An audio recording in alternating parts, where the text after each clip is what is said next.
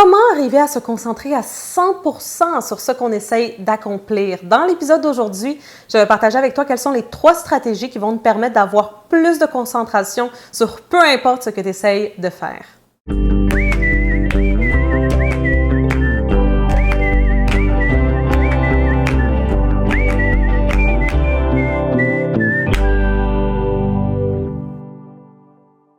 Ici Alexandra Villaroel-Abrego et bienvenue à Alexandra TV, où à tous les mardis, je partage avec toi les meilleurs conseils de coaching et de développement personnel pour créer la vie de tes rêves et pour devenir la meilleure version de toi-même. Si ce n'est pas déjà fait, je te recommande et je t'invite à t'inscrire à cette chaîne YouTube pour ainsi ne pas manquer les nouveaux épisodes en français qui sont publiés à tous les mardis. Donc, assure-toi d'être ici à tous les mardis. Et aussi, bien sûr, tu peux visiter mon site internet alexandravillaroel.com et t'abonner à ma liste de courriels électroniques et je vais envoyer un petit cadeau pour toi.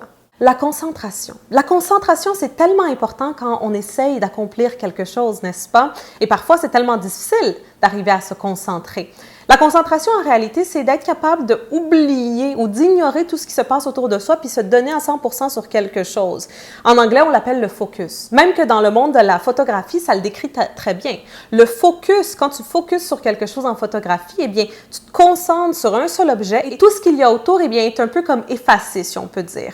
Alors, c'est ça le focus, c'est d'être capable de se concentrer sur une seule chose. Par contre, dans les temps dans lesquels on vit, bien sûr, il y a tellement de distractions autour de nous que parfois, ça peut être assez difficile d'arriver à se concentrer et à donner son focus à une seule chose. Alors, dans l'épisode d'aujourd'hui, je vais partager avec toi quelles sont les 3 stratégies pour que tu puisses avoir plus de concentration dans ce que tu essayes de faire. La première astuce, c'est d'éliminer toutes les distractions qu'il y a autour de toi. Je sais que c'est tellement simple, je suis convaincue que tu l'as déjà entendu, mais c'est vraiment la première étape. Donc, nous vivons dans un monde, comme j'ai dit, où il y a beaucoup de distractions aujourd'hui. Donc, nous sommes constamment en train de faire des recherches sur Google, sur Facebook, sur Instagram.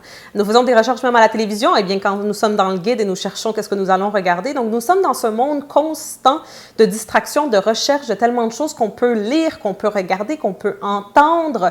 Alors, c'est très important que quand on veut se concentrer sur quelque chose, eh bien qu'on mette tout ça de côté, qu'on ferme toutes les fenêtres, n'est-ce pas? C'est très important.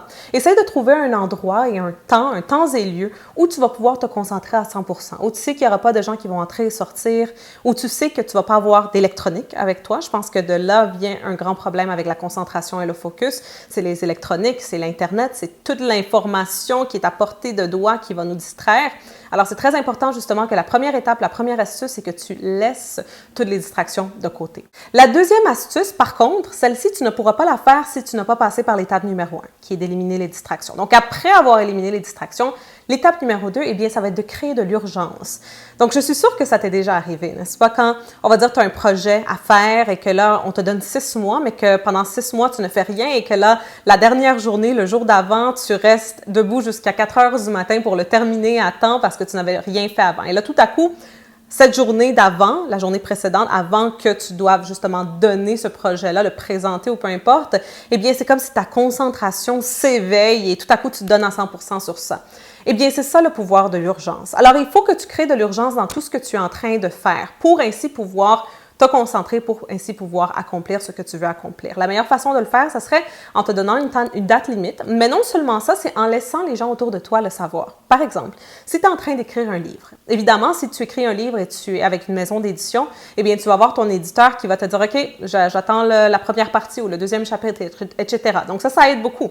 Par contre, si tu n'es pas avec un éditeur, eh bien, dis à un ami « Regarde, dis-lui, le 1er mars, eh bien, je vais t'envoyer mon livre pour que tu le lises et pour que tu me donnes ton opinion sur le livre. » Alors ça va te pousser justement à avancer plus rapidement parce que tu vas savoir que le 1er mars, ton ami est en train d'attendre pour le livre. Alors, assure-toi toujours de faire ça dans tout ce que tu fais, de te donner une date limite, de les laisser savoir aux gens autour de toi et ainsi, tu vas créer de l'urgence et ça va te permettre d'avoir plus de focus. Et finalement, la 3e astuce, c'est de te créer des rappels visuels.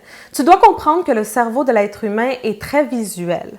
Donc, si on va dire tu essaies de te concentrer sur quelque chose, mais tu n'as aucun rappel visuel qui, à tous les jours, à chaque instant, te rappelle que ça, c'est important, il faut que tu te concentres sur ça, tu dois donner ton focus à ça, très souvent, on va tout simplement oublier. Alors, essaye d'écrire, on va dire, sur des petits post-it un peu partout dans ton bureau, autour de toi, l'endroit où tu passes la majorité de ton temps, qu'est-ce qui demande, devrais-je dire, ta concentration? Qu'est-ce qui demande ton focus?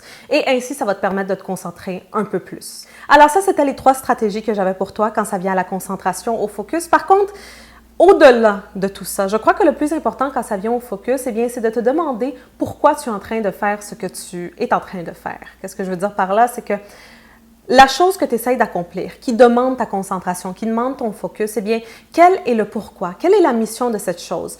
Et si, par exemple, tu as de la difficulté à te concentrer, à donner ton focus, eh bien, demande-toi si peut-être c'est que le pourquoi et la mission n'est pas assez importante pour toi. Peut-être que dans ton subconscient quelque part, tu ne crois pas que cette chose est assez importante. Parce que très souvent, quand on a une mission importante, un pourquoi important, eh bien, on le fait. On le fait, on est capable d'avoir le focus. Donc oui, ces stratégies que j'ai partagées avec toi, bien sûr, c'est pour t'aider à avoir plus de concentration, mais à la fin de la journée, quand on a un pourquoi et une raison très importante pour laquelle on veut accomplir quelque chose, eh bien, on arrive à se concentrer. Alors, j'espère que l'épisode d'aujourd'hui a ajouté de la valeur dans ta vie. Si oui, n'oublie surtout pas de le partager et aussi d'aimer. Et dans la section de commentaires, laisse-moi savoir quels sont tes trucs et astuces pour te concentrer. Donc, y a-t-il des choses que tu pourrais partager avec nous qui pourraient nous aider? Ça me ferait plaisir de te lire. On va se voir la semaine prochaine pour un autre épisode d'Alexandra TV.